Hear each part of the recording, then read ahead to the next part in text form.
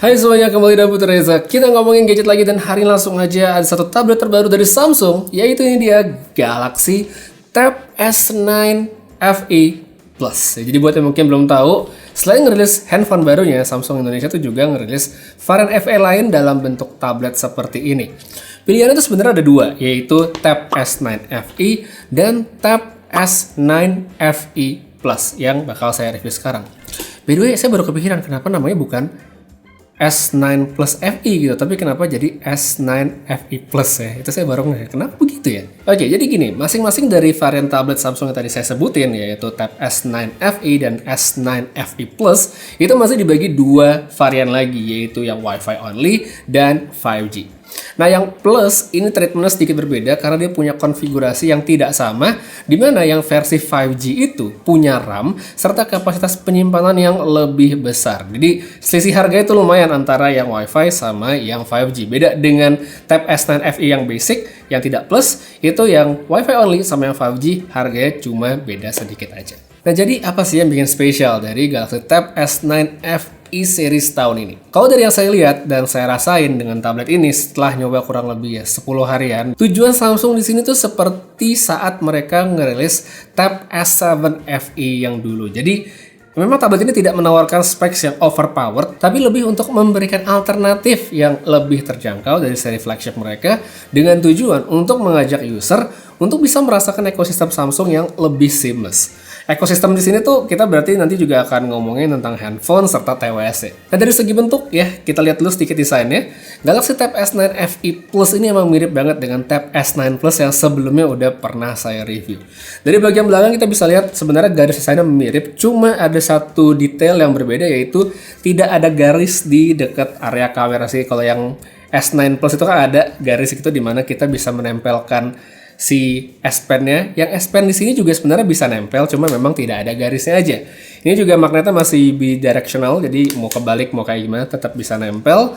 Dan by the way, untuk S Pen-nya ini sendiri, ini udah dapet dalam kotak, langsung nggak perlu beli terpisah lagi. Cuma ini S Pen-nya berbeda dengan yang ada di Tab S9. Jadi kalau yang Tab S9 itu ada Bluetooth-nya, yang ini nggak ada ya. Jadi ini lebih ke S Pen standar seperti yang bisa saya temukan waktu itu di S Pen-nya Galaxy Z Fold ya, waktu masih gede kayak gini. Ya kurang lebih fungsinya sama, tapi tetap bisa diandelin misalnya untuk coret-coret, untuk notes, gambar, dan segala macam, itu nggak ada masalah.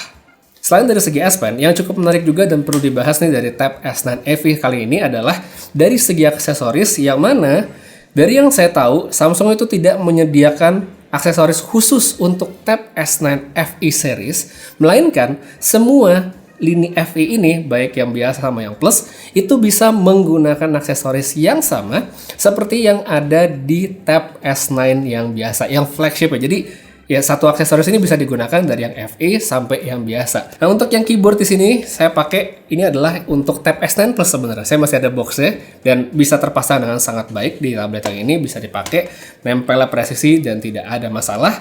Cuma memang yang ini untuk Tab S9 FE Plus harus dibeli terpisah. Sedangkan kalau misalnya kita beli pas masa pre-order atau masih promonya sekarang, itu dapatnya adalah book cover. Jadi book cover ini itu bisa membuat tablet kita berdiri dalam orientasi portrait seperti ini. Berikutnya kita masuk ke bagian spek saya juga pengen ngasih gambaran dulu supaya nggak pada penasaran. Untuk Galaxy Tab S9 FE Plus ini layar tuh gede, 12,4 inci, resolusinya tinggi, dia menggunakan panel yang tertulis kalau di website Samsung itu adalah TFT, tapi sebenarnya ini ya saya yakin mungkin masih banyak yang salah persepsi ya. TFT-nya bukan TFT yang jelek ya, bukan TFT handphone zaman dulu. Ini TFT-nya sebenarnya adalah PLS LCD ya, LCD-nya Samsung, IPS Samsung, jadi untuk kualitas masih oke banget, masih bagus. Terus untuk refresh rate 90 Hz dan untuk multimedia ditemani dengan sepasang speaker di kiri kanan layar yang sudah mendukung Dolby Atmos. Untuk chipset, Samsung menggunakan Exynos 1380, RAM-nya 12GB untuk unit review saya sekarang, serta ada penyimpanan 256GB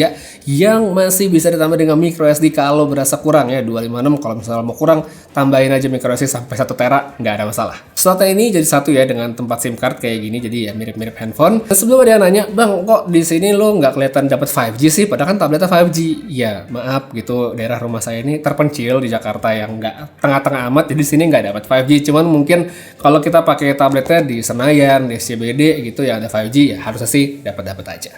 Nah, dengan specs yang udah ada di tabletnya yang tadi udah saya jembrengin, dari segi visual dari layarnya ini saya sebenarnya nggak ada masalah, dan saya pun yakin untuk banyak orang, mayoritas orang pengguna yang standar-standar aja pastinya bakal oke-oke aja. Mungkin emang kalau buat mata saya yang sudah terbiasa dengan Super AMOLED, mungkin udah sering lihat Dynamic AMOLED juga, perbedaan jenis panel ini memang kelihatan dari segi warna, di mana TFT alias PLS LCD Samsung ini ya meskipun secara kualitas oke, cuma memang rasio kontras dan saturasinya tidak setinggi panel satu lagi. Tapi balik lagi ke soal experience, ini tetap menurut saya layar yang enak dilihat, nyaman untuk multimedia seperti nonton, multitasking, split screen juga lega seperti yang versi flagshipnya, serta yang terpenting ini juga udah support S Pen ya, kan udah dapet tadi S Pen-nya, tentunya ini juga support. Hal ini akan sangat berguna banget pasti untuk banyak user yang memang sesuai dengan kebutuhannya, ya baik untuk nyatet, entah itu pakai Samsung Notes maupun GoodNotes. Dan by the way untuk yang GoodNotes ini, di pembelian Galaxy Tab S9 FE Plus itu dapat bonus langganan versi Pro free selama 1 tahun. Jadi ini oke banget. Terus buat yang gambar-gambar bisa cobain Clip Studio Paint yang juga udah sempat saya bahas di video Tab S9 Plus yang sebelumnya. Dengan layar yang besar ini udah oke banget, serta nggak ketinggalan fungsi yang juga sekarang sedang banyak digunakan, yaitu buat ngedit video seperti pakai LumaFusion. Ini udah enak banget. Intinya kalau dari segi visual saya sih nggak ada masalah. Habis itu, kita lihat juga untuk segi performanya. Sekalipun chipset bisa dibilang ini chipset mid-range lah ya, tapi ternyata dia tidak mengganggu secara performa, karena untuk peruntukannya kan kalau kita pakai tablet sama handphone kan pastinya juga sangat berbeda. Buat yang tanya benchmarknya gimana, saya udah coba tes, tapi seperti ini nggak valid ya. Ya ada masalah mungkin sama Antutu, saya nggak tahu. Soalnya ada satu parameter yang nilainya 0. Ini kan nggak mungkin ya, nilainya 0. Jadi entah Antutunya error apa gimana, cuma untuk sekarang saya tidak bisa ngasih skor validnya seperti apa. Selama saya menggunakan sebuah tablet, nggak cuma Tab S9 FE Plus ini doang, sebenarnya ya namanya tablet yang layarnya besar seperti ini, terus dia juga udah ada keyboard, ada stylus, itu pemakaiannya tentu tidak jauh-jauh dari produktivitas serta multimedia. Produktivitasnya tuh kayak ngetik-ngetik dokumen, browsing, kirim email, sambil dengerin playlist favorit ya, itu udah lancar banget di tablet ini, nggak ada masalah. Video call dari pengalaman saya juga nyaman banget, ini kameranya di tengah, visualnya tajam, dan kalau yang saya lihat juga nih ya, kayaknya kameranya punya angle yang lebar banget, jadi bisa lihat sekarang. Experience yang oke tadi, ini juga ditambah dengan software yang dimana di sini Samsung memberikan treatment atau perlakuan yang sama seperti yang mereka lakukan di Tab S9 versi flagship dengan memberikan Samsung DeX ya. DeX ini memang ya bisa dibilang bikin tablet Samsung tuh punya experience yang sangat berbeda dibandingkan tablet Android lain, apalagi untuk urusan multitasking dan multi-window yang jauh lebih leluasa.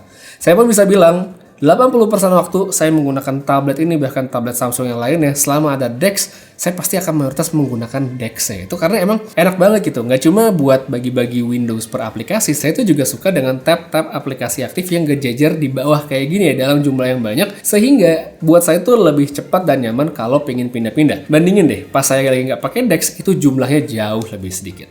Di luar dari soal aspek produktivitas dan multimedia kayak nonton yang tadi itu, pasti juga ada yang pengen nanya, gimana dong bang kalau misalnya mau dipakai untuk gaming? Ya, tablet ini tentunya masih bisa banget dong untuk gaming, cuma memang dengan specs yang ada, chipset yang ada, settingannya tentu tidak bisa yang rata kanan, harus dikondisikan gitu ya, nggak bisa yang maksimal banget. Cuma untuk para casual gamer yang tidak punya demand yang terlalu tinggi, nggak pengen yang harus gimana banget, ya sebenarnya sudah bisa-bisa aja. Intinya atau kata kuncinya adalah dikondisikan aja settingannya. Satu lagi, masih ngomongin soal experience, tidak lupa seperti yang tadi di awal saya bilang tentang ekosistem. Jadi tablet ini tuh nggak cuma bekerja sendiri, tapi bisa terkoneksi dengan device Samsung lain kalau kita sudah memiliki, seperti misalnya handphone dan juga tvOS. Untuk sekarang saya di sini memang belum ada Galaxy Buds FE maupun Galaxy S23 FE untuk nyobain. Cuma saya tetap bisa ngasih tunjuk gimana cara memakainya misalnya dengan handphone Samsung yang lain. Jadi salah satu fungsi yang menarik ada yang namanya multi control, dimana dengan satu alat bantu aja, seperti misalnya saya lagi pakai tablet yang ada keyboard dan ada trackpad ini, saya bisa menghubungkannya ke smartphone saya. Jadi misalnya saya pengen ngetik di smartphone gitu, ya bisa. Misalnya mau drag and drop dokumen dan segala macam, itu juga bisa dan semuanya mulus tanpa ada masalah. Habis itu misalnya untuk TWS ini kan ada yang namanya auto switching. Jadi misalnya saya lagi nonton atau saya lagi dengerin lagu di tablet, tapi ada telepon masuk, saya bisa angkat telepon ya di handphone saya, dan nantinya koneksi TWS yang sebelumnya nyambung ke tablet itu bakal otomatis pindah ke handphone untuk ngebantu saya ngangkat telepon tadi, dan setelah teleponnya beres saya balik lagi ke tablet, ya udah otomatis balik lagi ke sini koneksi. Jadi saya nggak perlu mencet-mencet, udah pindah-pindah secara seamless, dan menurut saya ini adalah satu nilai tambah yang nggak banyak diberikan di kelas handphone seperti sekarang. Selain itu, nggak cuma dengan perangkat Samsung doang, seperti tab Samsung yang sebelum-sebelumnya juga, tablet ini juga bisa terhubung dengan laptop atau PC Windows untuk menjadi second screen. Jadi buat yang mungkin butuh layar tambahan dari laptopnya atau mungkin PC-nya, bisa dikonekin dengan gampang dan bekerja dengan sangat baik. Jadi ya, sangat thumbs up lah buat Samsung untuk ekosistemnya yang bisa berjalan sangat seamless seperti ini. Satu lagi buat baterainya, ini juga pasti penting banget, kapasitasnya gede dan untuk pemakaian ngetik-ngetik, browsing, dan nonton yang tadi udah saya sebutin ya, untuk pemakaian sehari-hari, saya tuh paling cepet ngabisin dalam waktu 2 hari. Itu pun dengan pemakaian yang sehari rata-rata 7-8 jam dan dengan koneksi seluler. Sedangkan kalau intensitas pemakaiannya lebih rendah, harusnya sih bisa lebih panjang lagi. By the way, untuk ngisi baterainya ini juga cepat karena sudah mendukung super fast charging 25 watt. Jadi ya, walaupun baterainya udah lowbat, kita pengen ngisi cepat itu nggak perlu nunggu terlalu lama. Ya, sedikit aja untuk kamera belakangnya, ini penting nggak penting sih untuk sebuah tablet, tapi yaudah ya, dibahas aja. Resolusinya sebenarnya cukup besar, tapi ya untuk hasil oke, meskipun tidak bisa dibilang spesial ya, namanya juga kamera sebuah tablet gitu ya, bukan suatu fitur yang bakal sering dipakai, cuman kalau misalnya diperlukan ya hasilnya masih memuaskan. Jadi lewat Galaxy Tab S9 FE series ini, seperti yang saya bilang di awal video tadi, Samsung memang mengedepankan experience berbasis ekosistem yang memang menjadi salah satu nilai jual utama mereka. Jadi nggak cuma handphone sendiri, tabletnya sendiri, TWS sendiri, tapi semua itu bisa saling nyambung, bisa saling ngobrol lah istilahnya, dan mendukung fungsi satu sama lain dengan sangat baik. Untuk tabletnya sendiri, ini adalah produk yang menurut saya menarik buat yang memang memerlukan fungsinya, yang cari tablet bisa diandelin, layarnya besar untuk produktivitas, untuk hiburan, stylus yang nggak perlu beli terpisah, serta ada keyboard. Ya, ini semua menurut saya adalah satu kesatuan yang membuat tablet ini menjadi sangat menarik. Sempurna sih enggak ya, menurut saya masih ada beberapa hal yang saya tidak bilang kekurangan, cuma andai Samsung bisa ngasih yang lebih dari itu, menurut saya bakal lebih keren lagi, seperti misalnya dari jenis panel serta chipset yang digunakan. Itu aja sih. Recommended tentu bagi yang rasa cocok dengan keperluannya. Jadi buat yang pengen cari tahu lebih lengkap, mau lebih detail, bisa langsung aja cek link yang saya taruh di deskripsi. Sekalian di situ juga ada link pembelian dan mungkin bisa dimanfaatkan selama masa promo untuk mendapatkan benefit yang lebih oke. Jadi ya itu dia sedikit review saya tentang Samsung Galaxy Tab S9 FE Plus. Makasih banyak nonton sampai habis. Putra pamit, sampai ketemu lagi di video berikutnya. Dan seperti biasa, have a nice day.